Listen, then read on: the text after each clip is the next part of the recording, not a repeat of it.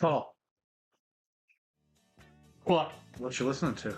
Oh, just the 1993 breakout album by Sheryl Crow, Tuesday Night Music Club. Tuesday? Yeah. That gives me an idea. You're going to sell your Cybertruck and donate the money to NPR? No, let's talk about Tubi Tuesday. Who calls me from out of the pit?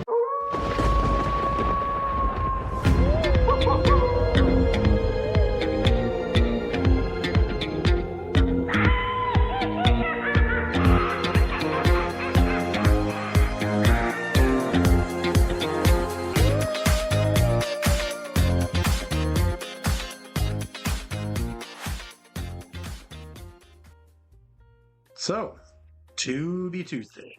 Why don't you tell the fine folks about Tubi Tuesday? So, if you watch our show, various versions of it, mostly on Tuesdays, we've been reviewing long serialized television shows, sci-fi, etc. And Just wrapped up and we just wrapped up Battlestar Galactica, and we're feeling a little punished, a little long in the tooth, and so I just feel lost. lost. Yeah, because we don't have something. Yeah, because we don't want to start a new one. So Stockholm Syndrome is what yes, I'm thinking. yes. So we talked about, well, we could do this, we could review this, we could review that, and then recently I stumbled upon Tubi, Mhm. the streaming station Tubi, and it's a free one. Yeah. And so I didn't think much of it, but I started looking into Tubi, and all of a sudden I realized that Tubi is sort of the catch-all place for all kinds of television. Yeah. I mean, we're talking all kinds of television, Yep. and some of Plethora. a plethora. A cornucopia. Yes, a veritable cornucopia of television. Cinema cornucopia. Yes, and so I suddenly realized that even though I pay for many streaming services, I was watching almost exclusively shows on Tubi Yeah. because much like BSG, for the nostalgia factor. So a lot of but old stuff that I've seen that I wanted to rewatch, but also looking at stuff that I might have missed over the last 70 plus years of television. And so that gave us the idea of, well, why don't we do just randomly, be like Tubi. Let's just do some random stuff that appears on our radar, and we're giving it all to you guys for free, so we're like Tubi. Well, it was so funny. We were Saturday night when we were getting ready to do the Sven episode.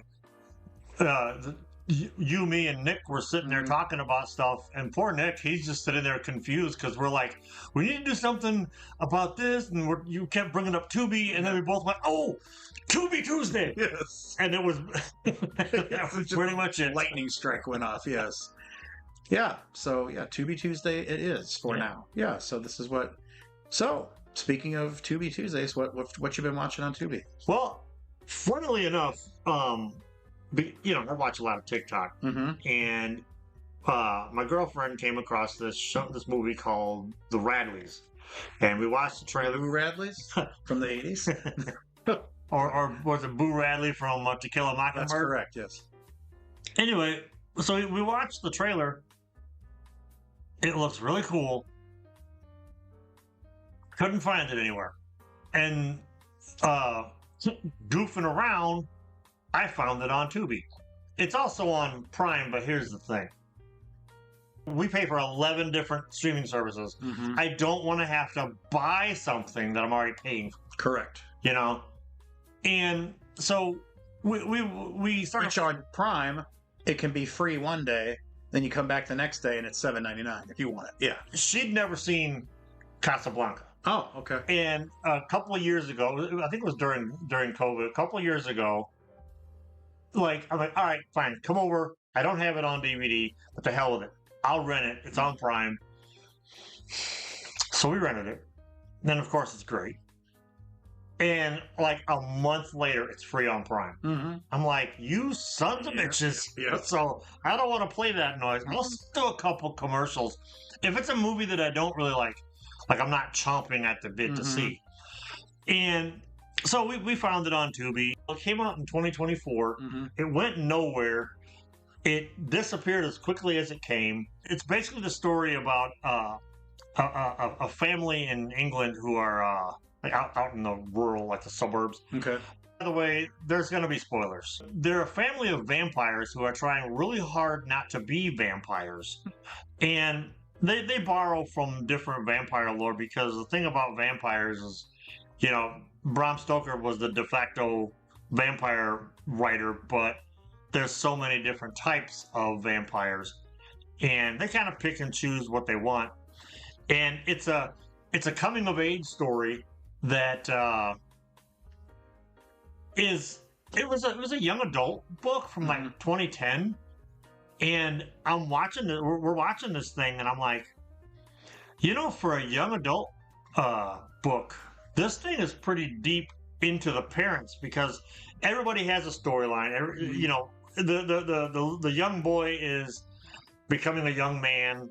The young girl is same, and they're metaphorically feeling their vampire oats because they didn't know they were vampires. Right. And when the shit hits the fan because the daughter accidentally kills somebody in self-defense, they call the uncle. Okay. Just a quick rundown about who's in this movie. The dad / uncle is played by Damian Lewis, who I don't know, but he's a famous British actor. He's famous Shakespeare because I was reading his IMDb and it's all Shakespeare plays. He was in what is it? The Americans, I think, is the show he's famous for. Yeah. And Kelly MacDonald plays the mom. I know her best as the voice of Marta from Brave. Also, Train Spotting. Oh yeah. I hate that movie. Yeah, and she's in she's the wife in No Country for Old Men. Yes, you're right. Yes, who has to bargain for her life. Yes, I believe she gets away. I don't think so. I reject your reality, and I interject my own. The one that got me though with this movie is Sophia DiMartino. Is she Loki? Yes, twin or Loki's the Loki the Loki. Yeah, that's a good cast. It's like she has a very minor role in this movie, and I'm watching it going, wait a minute, this woman just got through doing all this Marvel stuff. Is it like because she's like tired of the big Marvel things, she went back to like the minor type stuff? The other thing is this movie was rated R. Again, young adult book. I'm assuming it doesn't have all the blood in it, which for me, there's a couple things that I have to have in a horror movie, and I want blood in a horror movie. Okay. I hate horror movies where like people get slaughtered or whatever, but it's just so like there's blood. They're afraid because blood bumps it up to a rated R rating, and I think that kind of ruins it for a lot of what could be really good horror movies. The uncle in classic form, the cool uncle shows up in his van, and little by little, you realize the uncle is actually just a horrible person, and the kid who idolizes the uncle has to like come to terms with the fact that the dad is actually the cool one, and the uncle is the POS. It's the Radleys came out 2024. It's on Tubi. I'll have to add it to my giant Tubi list. Yeah, it's definitely worth checking out. I was impressed. Good. What Tubi has become for me is the place where I can find shows that I wasn't able to finish watching on another platform, but are now on Tubi. And so, because other platforms don't keep them around. And so, that's how I kind of stumbled into Tubi was I'm like, I got to see if got to finish this show. I got to find out if it's anywhere else. Yeah. And so, I was the Oneida line. The reason I couldn't watch it all on whatever streaming platform it was before, it's 10 years long. It's a 10-year long show. But I think it only had 8 seasons. And so I like old stuff. So I was looking for, I like 70s period dramas. And so this is definitely it's set in sort of pre-Victorian through Victorian times. Sailors and captains and men of industry trying to go from sails to steam. And you can't find it anywhere. It's one of those shows that because BBC produced it, It is on DVD, but only if you have a DVD player that plays So you got to have their overseas. region. Yeah. Their region. So But it's on. But the show is on Tubi. it's on Tubi. Yeah, All right. been on Tubi for quite a while. So it's set in Liverpool. Now, mind you, not everybody has a Liverpoolian accent, so they don't get that right. But it's from 1860 know. to 1886, and it covers the rise of a fictional shipping company, the O'Needon Line, named after its owner, Captain James O'Needon. And so it talks about sort of the lives of his family, his brother, who is a chandler, which is basically owns warehouses that both provide ships with goods to go sailing, but also sells goods, kind of like a department store. It's like a Harvey's. And and then his sister Elizabeth, who is just as ruthless as he is, who ends up becoming a ship magnate in her own right. Even though women, a lot of her story is her getting into the men's business. Sure. But what I thought was interesting about it is you don't. I think I said this in BSG. You don't watch it for the special effects because they did hire some actual period appropriate ships for the show, and they did have like proper actors doing the sailing close-ups in the sailing vessel. But when it comes to like, we're gonna go around the Cape of Good Hope and it's a horrible storm, or we're gonna go through the Arctic, near the Arctic, and it's gonna be a horrible snowstorm. It's the same storm. With a little bit of white, they put a little bit of flip it back and forth. Yeah. and you clearly see like it goes from this horrible storm and the winds, and it's definitely stock footage. But when they focus on the characters, they're all wet, they're drenched wet, but there's blue skies behind them. I'm like, couldn't you even? So don't watch it for period accuracy or anything like that. When did this come out?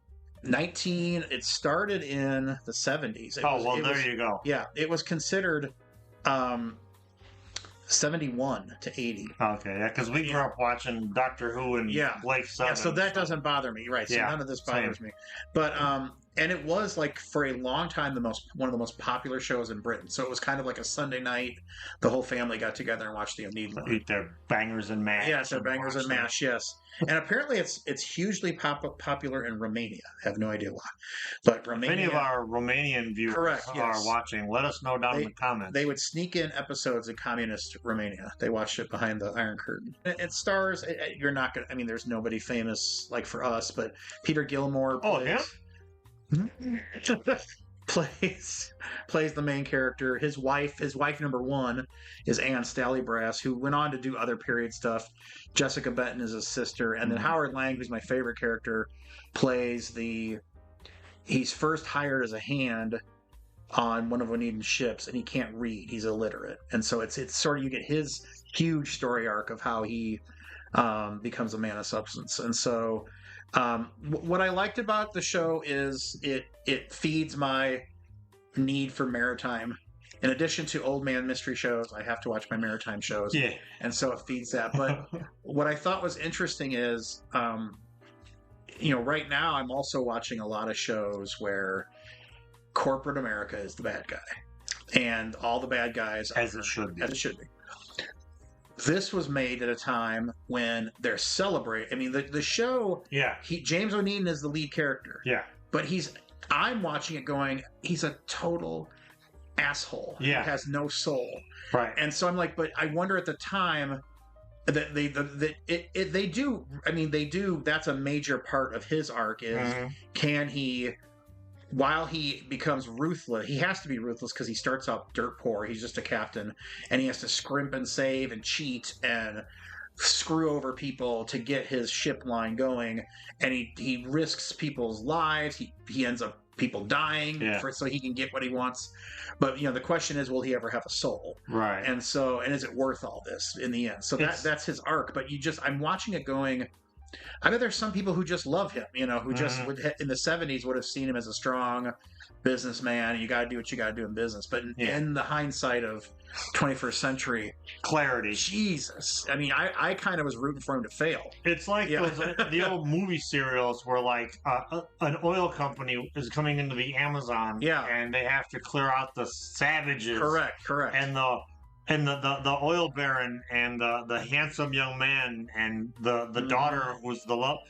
These are the good guys. But now we look at it going, So there's a whole for the natives. There's a whole season where he goes into South America, and there's one where he goes to Africa. And yes, there's one where he has to deal with the medicine man of one of the tribes to try to get he wants to build a dock and create his own port. He gets tired of Liverpool, so he decides I'm going to create my own port in South America. And yes, he has to end up fooling the natives. Although they kind of, it wasn't that cliched, because what ends up happening is he gets cursed by the medicine man, and his captain believes it, and so then a lot of shit happens to him like over the next season. So they kind of play with the idea of he got his in a way. He kind of, for all that he tried to do to them, he ends up actually almost bankrupts the entire line by the end of the next season. So it's kind of like he gets his, and so for every scheme that he comes up with, somebody pays a cost, and finally, spoilers, towards the end, he starts paying the cost. So up until like the last few seasons, somebody else pays the cost. So he goes away. He's so busy trying to scheme.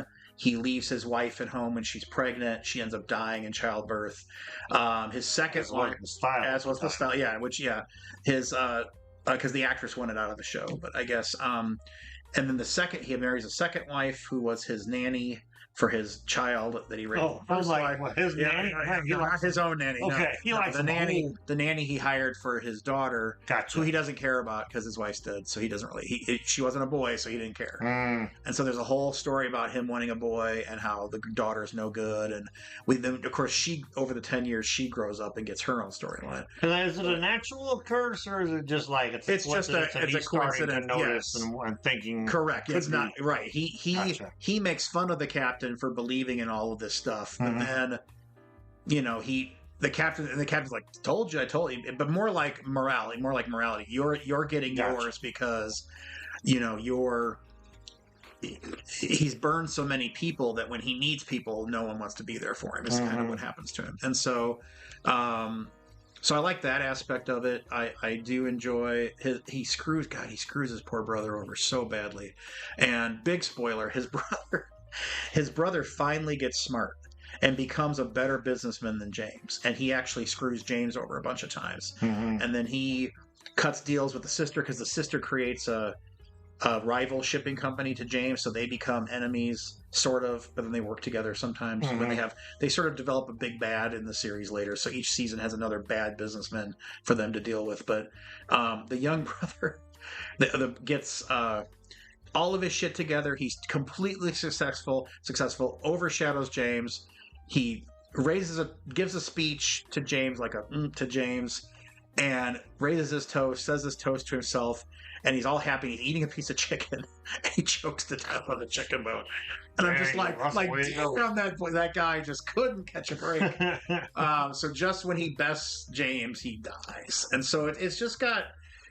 But like I said, I like the smaller characters. They do a whole arc with a kid who stows away on board and becomes a central character later. They do some political episodes, which I thought were interesting, because he's always getting in bed with the wrong people to try to swindle people out of things. And so, and then what I do like about it is that he chooses wrongly. He has an opportunity to convert his entire ship line to steam, and he doesn't. His partner ends up dying, and so he says, steam's no good.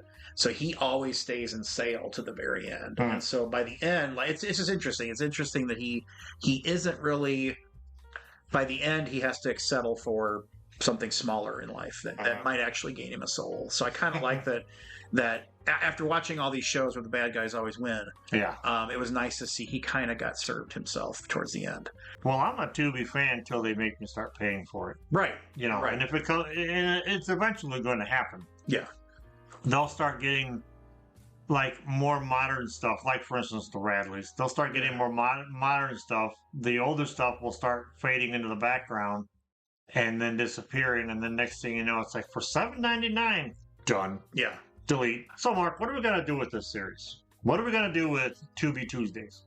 I'm watching enough Tubi stuff that I could easily review a Tubi show, but I wouldn't mind kind of making this our random whatever streaming stuff we're watching, whatever we're watching on television, because that doesn't quite fit a niche It's not on Ernest Borgnine. It's not. Yeah. So it's not like gonna be like a continuously ongoing thing. Yeah. Because we've got other series that we're working on. This will be something where, like tonight, we didn't really, we've been gathering together doing this Battlestar Galactica and Bionic Woman every Tuesday for months now, and we're just kind of like, what do we do now?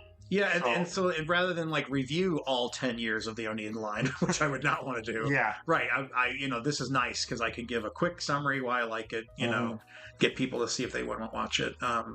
If you out there watching Tubi, let us know what you like on Tubi. Yeah, let us know. All right, well, I think that'll about do it for this inaugural episode of Tubi Tuesday. You know us already. Right. I'm Paul. I'm Mark. And this has been Tubi Tuesday. And to be continued. Bye.